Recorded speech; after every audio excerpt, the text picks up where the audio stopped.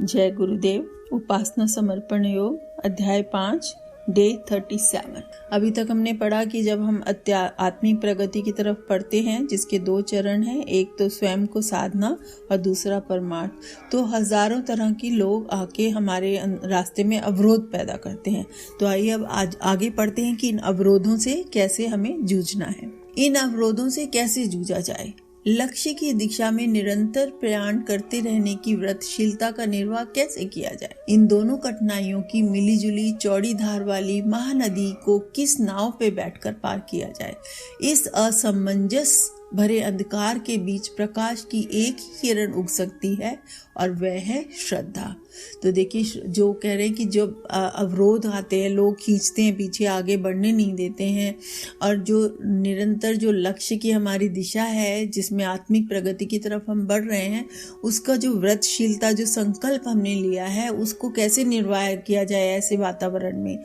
और ये दोनों कठिनाइयों की जो मिलीजुली चौड़ीदार, ये दोनों कठिनाइयाँ 2 चीज़ें हैं जिन्हें हमें अचीव करना है। एक अपना संयम साधना करना है और एक हमें परमार्थ करना है।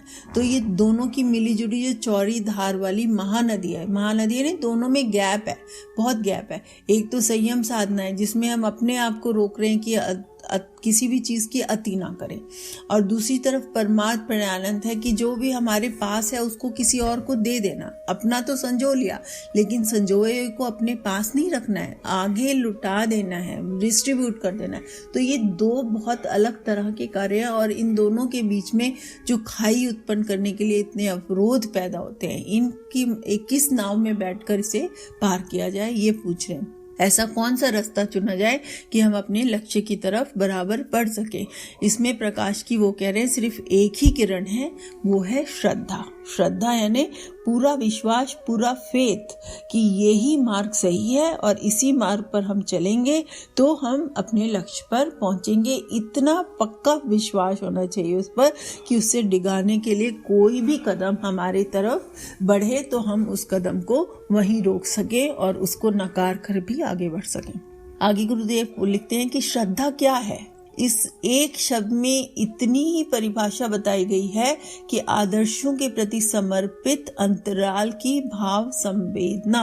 देखिए कितनी सुंदर परिभाषा गुरुदेव ने यहाँ बताई है कि आदर्श क्या होते हैं। आदर्श वो होते हैं जो कि हमारे जीवन को उत्कर्ष बनाते हैं। आदर्श क्या होते हैं, हम हर किसी भी देवी देवता को देखिए तो उन्होंने हमेशा आदर्शों का पालन किया है। देवी देवता क्या है, आदर्शों के समुच्चय है।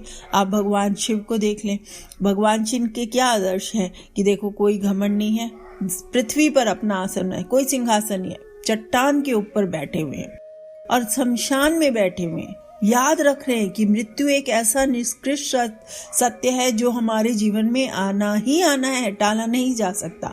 अपने अंगों में उन्होंने सांप लपेटे हैं, भूत पलीत उनके साथ है। कौन? क्योंकि जो लोग असक्षम हैं, जो लोग जहरीले हैं, जो लोग कुंठाओं से भरे हुए हैं, उनको भी साथ रखा है कि उनका जीवन भी हमें सफल बनाना है। उनके सर से ज्ञान की धारा बह रही है। क्या समझाती है कि जो भी हमारे पास है उसको आगे डिस्ट्रीब्यूट कर दे, आगे दे दे। उनका तीसरा नेत्र है जो खुला नहीं होता है, लेकिन उसको अंदर ही अंदर उसमें प्रकाश भरा हुआ है। तो ये अपने ज्ञान को, अपने मस्तिष्क के इंटेलिजेंस को काम में लाएं, अपनी विवेक बुद्धि को जगा कर रखें। ये सारे आदर्शों से मिलकर ही भगवान शिव का रूप बना है। तो इन और भी हजारों हैं, और भी बहुत सारे हैं इसमें। तो इन आदर्शों के प्रति हमारे अंदर पूर्ण विश्वास हो, उसके प्रति हम समर्पित हो कि हमें कोई दिखावा नहीं करना है, हमें सादा से सादा जीवन व्यतीत करना है। मृत्यु एक सत्य है, हमें याद रखना है इस बात को। इनके प्रति हमारा समर्पण हो, इसके प्रति हमारी ऐसे ठोस हमारे अंदर, ये जैसे कूट के भरे हो हमारे अंदर, ऐसे होने चाहिए ये विचार हमारे अंदर, और जो कि किसी भी परिस्थिति में हमसे अलग ना हो, हमसे निकले नहीं, हमारे अंदर, हमारे अंतराल के अंदर भरे हो, और उसी के अंतराल के अंदर से भरी हुई हमारी भाव संवेदना प्रभावित हो रही हो। क्या प्रभावित हो रही है कि जो मेरे पास है उसको डिस्ट्रीब्यूट करना है, उसको आगे बढ़ा देना है, क्योंकि कल जब मैं मर जाऊंगी तो ये पैसा, ये सब यहीं धरा रह जाएगा। तो क्यों नहीं मैं जीते जी इस पैसे का और इस सामान का और इसका सबका अच्छा उपयोग करूं, जिसको इसकी ज़रूरत है उस तक पहुंचा दूं। ठीक है, मैंने मेहनत करी, मैंने कमाया, इससे मुझे सुख सुविधाएं मिल रही हैं, लेकिन क्या मैं इस सुख सुविधा के बिना जी नहीं सकता? ठीक है, जल की ज़रूरत है, मैं जल के बगैर नहीं जी सकता। ठीक है, आप अपने लिए जितना आपको जल चाहिए ले ले, अपने हिस्से की हवा भी ले, अपने लिए मकान भी चाहिए रहने के लिए, हाँ रहिए ज़रूर मकान, लेकिन उसमें मकान को ऐसा कोई सोने के पत्थर चढ़ा के या पूरा मार्बल लगा के उसको करने की ज़रूरत नहीं है। हो सके तो उसको जितना पैसा है थोड़ा लोगों को, जो जिसके पास मकान नहीं है, जिसके पास झोपड़ी है, जिसकी छत टूटी पड़ी है, पानी में गीला हुआ जा रहा है, अगर हम उसकी छत बनवा दें अपने मार्बल लगवाने से पहले, तो क्या ये कार्य हमारे दिल को भाएगा? नहीं भाएगा। और अगर ये भा रहा है ये कार्य, तो इसका मतलब आपके अंदर श्रद्धा है, आपके अंदर भाव संवेदना है।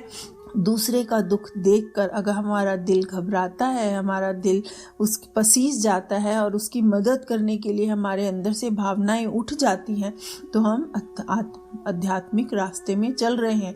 और इस गुण को बनाए रखना है, इस गुण को निपटने नहीं देना है। क्योंकि बहुत सारे लोग बोलेंगे, अरे ये देखो कितना हट्टा कट्टा है और खुद काम करके पैसे नहीं कमाता है। लेकिन उसकी सिचुएशन को समझे, कमाता नहीं है पैसे, लेकिन हम क्या कर सकते हैं? हम उसको इनेबल कर सकते हैं, हम उसको कुछ ऐसा रास्ता दिखा सकते हैं कि कल को वो पैसा कमाने लग जाए, इंस्टेड ऑफ उससे नज़र फेर के चले जाने के लिए। तो अपना जीवन ऐसा भाव संवेदनाओं से भरा हुआ हो, और अंतराल से ये उठने वाली भाव संवेदनाएं हमारे आदर्शों के प्रति समर्पित हों। इसी के नाम, इसी को श्रद्धा कहते हैं, जिसमें सभी महत्वाकांक्षाओं का विसर्जन करना पड़ता है, अपनी महत्वाकांक्षाओं का विसर्जन करना पड़ता है। हमारा बहुत है कि यहाँ घूमने जाए, वहाँ घूमने जाए, ये खरीद ले, वो खरीद ले, अरे उस दुकान से ऐसा कर ले, उस दुकान में जाके ऐसा चाट पकौड़ी खाया है ना। बहुत सारी महत्वाकांक्षाएं होती हैं, मैं कंपनी का CEO बन जाऊँ, मैं इस डिपार्टमेंट का हेड बन जाऊँ, सब लोग मेरे अंडर में आ जाए। बहुत सारी महत्वाकांक्षाएं होती हैं, उन महत्वाकांक्षाओं को विसर्जन करना है। लेकिन वो महत्वाकांक्षाएं नहीं विसर्जन करनी है जो परमार्थ के लिए हैं, कि मैं 1000 पेड़ लगाना चाहता हूँ जिससे वातावरण बहुत ही सुंदर हो, अच्छा हो जाए, शुद्ध एयर मिले सबको। ऐसी महत्वाकांक्षाओं, जो महत्वाकांक्षाएं परमार्थ के लिए उनका विसर्जन नहीं करना है, पर जो महत्वाकांक्षाएं हमारे स्वार्थ के लिए उनका विसर्जन होना है। भौतिक महत्वाकांक्षाएं ही उच्च स्तरीय भाव संवेदनाओं को कुंठित करती हैं। भौतिक यानी जो संसारिक है, जो संसार में है, लेकिन जो संसार से जुड़ी हुई नहीं है, भगवान के कार्य से जुड़ी हुई हैं, वो भौतिक नहीं रह जाती हैं।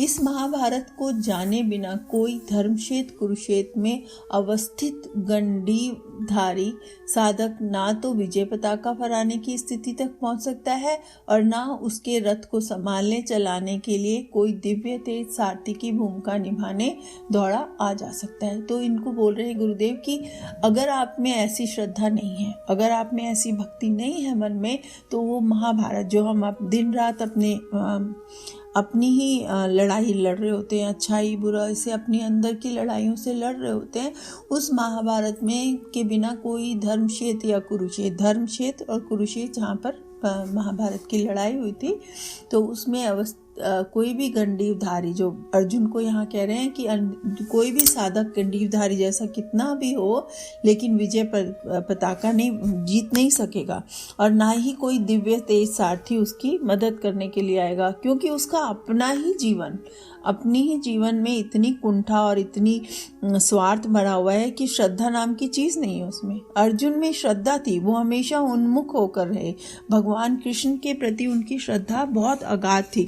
इसीलिए तो गीता में सारा ज्ञान श्री कृष्ण ने अर्जुन को दिया है, युधिष्ठिर को नहीं दिया, नकुल सहदेव को नहीं दिया, भीम को नहीं दिया, भीष्म पितामह को भी नहीं दिया। सारा ज्ञान उन्होंने अर्जुन को दिया। क्यों? अर्जुन में श्रद्धा थी, अर्जुन में पूरा आदर्शों के प्रति बहुत प्यार था, और उस आदर्शों के प्रति प्यार के कारण जब वो भटक गया युद्ध के मैदान में आके, तो गीता का पूरा ज्ञान भगवान कृष्ण ने अपने मुख से, ये एक ही ग्रंथ है जिसमें अपने मुख से दिया गया ज्ञान है, तो उन्होंने अपने पूरा ज्ञान उसको अर्जुन को दिया और उसे समझाया कि श्रद्धा बहुत भारी चीज़ है। अगर तू मुझ पे श्रद्धा रखे तो सारे धर्मों के भेद भुला के एक मेरी शरणागत हो जा।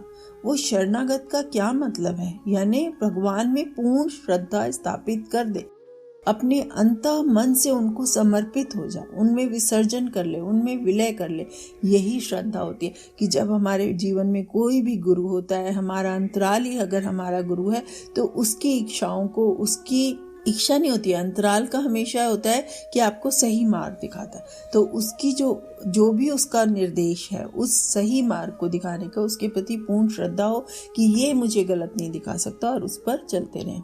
भौतिक क्षेत्र में जो महत्व ऊर्जा का है, ठीक वही भूमिका आध्यात्मिक क्षेत्र में श्रद्धा निभाती है। चेतना की उत्कृष्टता के ढांचे में ढाल सकने वाली यही कारागार भट्टी है। श्रद्धा विहीन को आत्मोत्कर्ष के मार्ग पर कुछ कदम चल सकना भी कठिन होता है। वह पक्षाघात पीड़ित की तरह कुछ ही कदम चलकर लड़खड़ा जाता है और धड़ाम से नीचे गिर जाता है। तो बता रहे हैं कि भौतिक क्षेत्र में हम पहले भी बताया गया कि महत्व ऊर्जा का है, हर काम के लिए एनर्जी चाहिए, लेकिन अध्यात्म के क्षेत्र में सारा खेल आत्मिक क्षेत्र में श्रद्धा का होता है।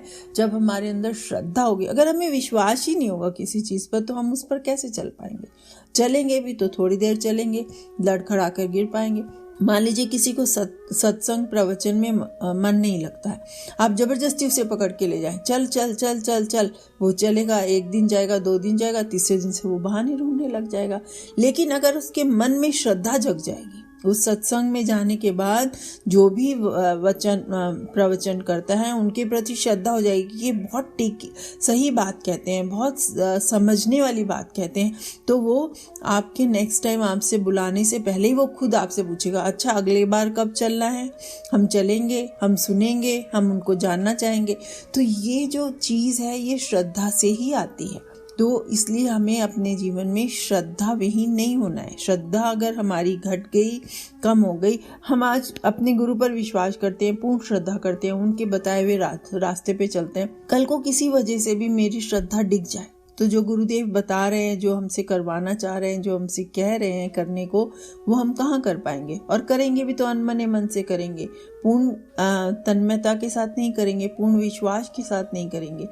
तो इसलिए विश्वास और श्रद्धा का महत्व बहुत ज़्यादा ज़रूरी है शिष्यत्व के लिए। शिष्य को अपने गुरु के प्रति पूर्ण रूप से विश्वास और श्रद्धा को हमेशा बनाए रखना है, उसका पल्ला नहीं छोड़ना है। तो आप सबके जीवन में श्रद्धा का तत्व आए, और श्रद्धा का आने के बाद उनकी आत्मिक प्रगति की तरफ वो चलें, ऐसी कामना करते हुए हम आज के स्वाध्याय को यहीं विराम करते हैं। आइए गायत्री मंत्र करते हैं। ओम भूर्भुवः स्वः तत्सवितुर्वरेण्यं भर्गो देवस्य धीमहि धियो यो न प्रचोदयात्। जय गुरुदेव। नाम।